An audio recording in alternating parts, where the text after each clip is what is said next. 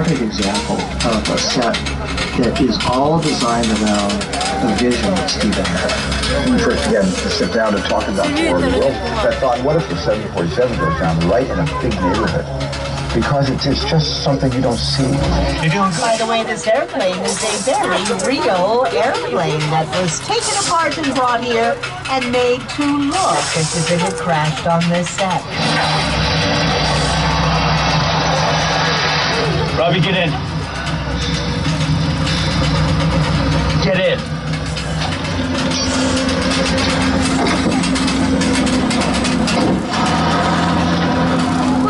Around the corner, you'll see a big blue thing coming up. The largest freestanding backdrop ever built. You've seen it in The Hunger Games with Jennifer Lawrence, as well as in the film Inception, starring Leo DiCaprio. Pretty cool too. And the massive building on the left will house Fast and Furious real buildings, but for the most part they are shells. 4 walls without any actual rooms inside, or facades, just the fronts and sides of buildings. And they look like they're made out of good solid material, brick or concrete or stone or glass. They're actually made out of foam rubber, wood, fiberglass, plexiglass, and other lightweight materials. So this is where we come when we need an urban setting. But there's also a part of our metro area that we can use for small town settings. We'll take you there right now, and there's a building there I think you'll recognize. Maybe not the way it looks at the moment, but I know you'd recognize it if you saw it looking like this. Huge building on the left is the Hill Valley Courthouse from the Back to the Future films. But it does look very different than it did in those movies, doesn't it? Why does it look so different? For several years, this was the Grandview City Hall for the TV series Ghost Whisperer, which starred Jennifer Love Hewitt. And we see New York City for the Mindy Project, although yesterday they were using it as Boston. Now these beautiful sets have been rebuilt with 21st century technology in mind and the help of one of Hollywood's biggest names, Steven Spielberg. But he's not the only major director to have worked with us on a project. Another is Peter Jackson, who directed the 2005 King Kong. He's going to talk to us right now. It's the original King Kong that made me want to direct movies. I saw that movie on TV when I was about 8 or 9 years old, and I wanted to become a filmmaker. Action! I like films that just take you away from your real life and sweep you up an adventure. Kong literally does that. I mean, you're on board the ship, you're sailing to a lost island, you're encountering monsters and creatures from, prehistoric times. So I was thrilled when Universal invited me back to Skull Island, and it's great to have you along for the ride. Now, we have created this 3D immersive experience, so you're going to have your glasses ready. Don't put them on yet, but just have them in your hand because we're about to return to Skull Island. And welcome to Skull Island. The island is lived here for hundreds of years. We're so sure of that.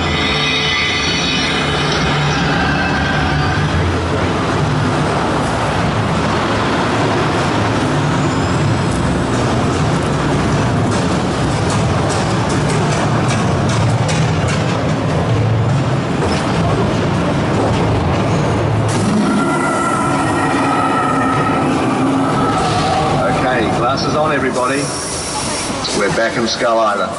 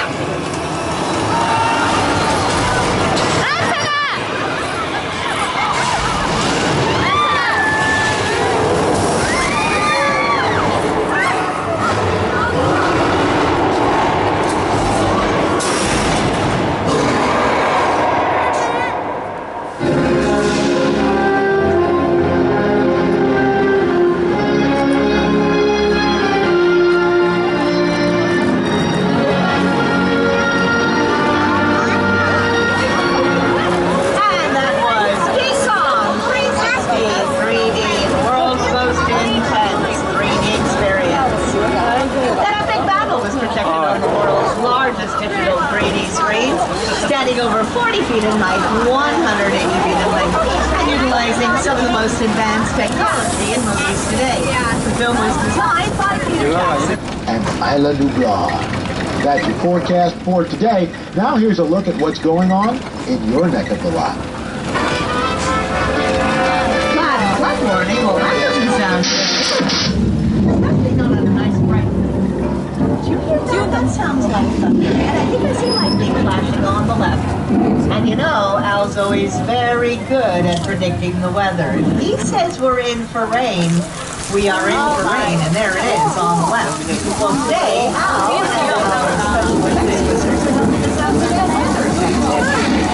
if you look at the rain, look a little higher, you'll see sprinklers shooting the water up into the air. It looks just like the real stuff. That's how we can create rain here in Hollywood.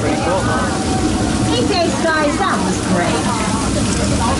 Guys, can we come to rain, please? Guys, are you listening to me in there?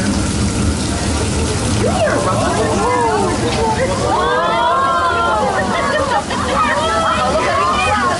Remember what I said about getting wet.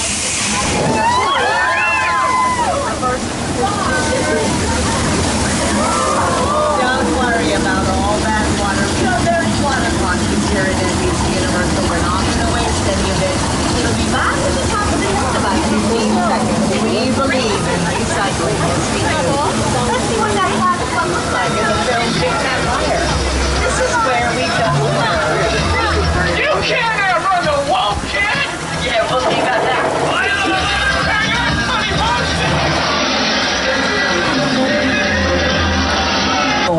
What you're seeing on screen was filmed inside of this soundstage. I think you'll recognize it.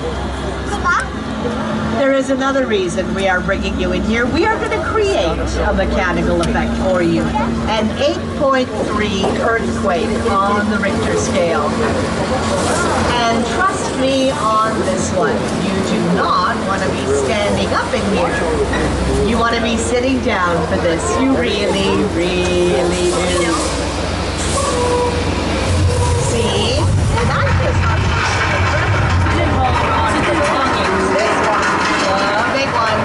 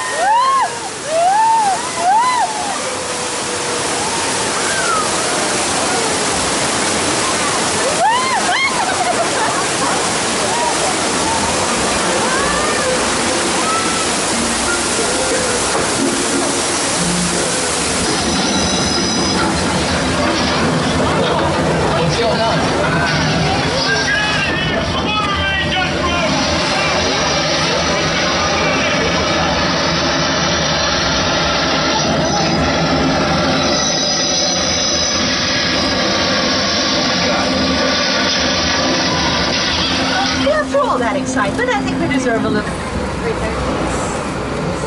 It does look nice and calm and peaceful out there. Oh.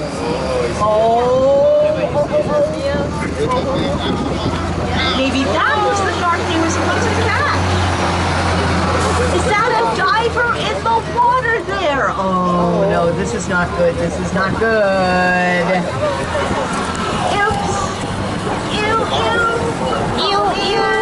Oh, he sure had a lot of guys. Oh, and there they are.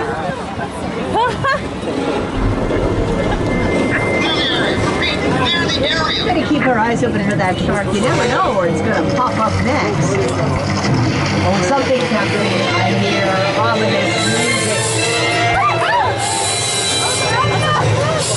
Oh, I think the shark might be attacking the pier. Is it attacking us?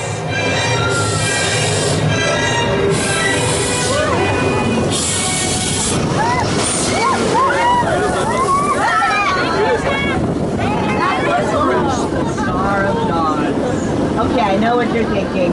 I'm pretty good animal looking shark. But it works very well. In fact, it works a lot better than years. And the Lansbury motor bicycle past the cottages on the lake. Oh my gosh.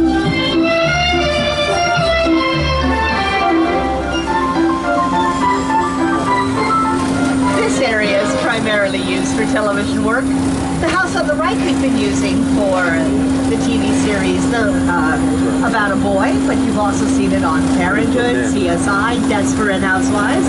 As I said, they spent all 8 years filming on our lot. Just ahead of us is Colonial Street, which spent 8 years as Wisteria Lane. We're going to go right past it. The street kind of curves around. Remember, we're getting it ready for a Farmer's commercial.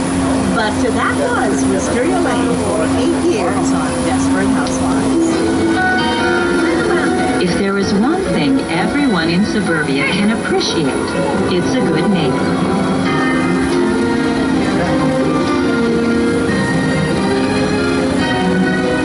What the heck? Let's move back. Here's at the Lansbury motor bicycle past the cottages on the lake. Oh my gosh.